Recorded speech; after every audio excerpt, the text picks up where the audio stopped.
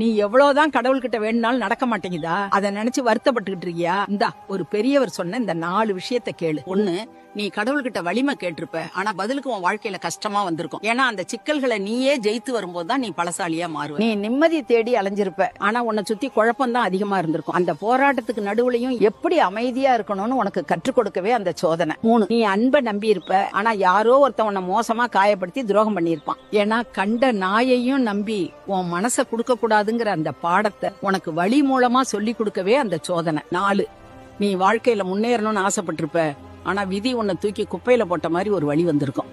அந்த வழி உன்னை தள்ளி விடலடா கண்ணு, உன்னை இன்னும் ஆழமா விதைச்சிருக்கு. ஏன்னா மேல மட்டும் வளர்ற செடி காத்துல சாஞ்சிரும், ஆனா அடிபட்டு கீழே போய் வேறு விடுற மரம் தாண்டா எந்த புயலுக்கும் அசையாம நிற்கும். இது எதுவுமே உனக்கு கிடைச்ச தண்டனை இல்லடா கண்ணு, உன்னை ஒரு சிறந்த மனுஷனா மாத்த கடவுள் போடுற வழி. உன் பிரார்த்தனைக்கு பதில் எப்பவும் சுலபமா வராது, ஒரு சவாலா தான் வரும். இப்ப சொல்லு, உன் கஷ்டங்கள்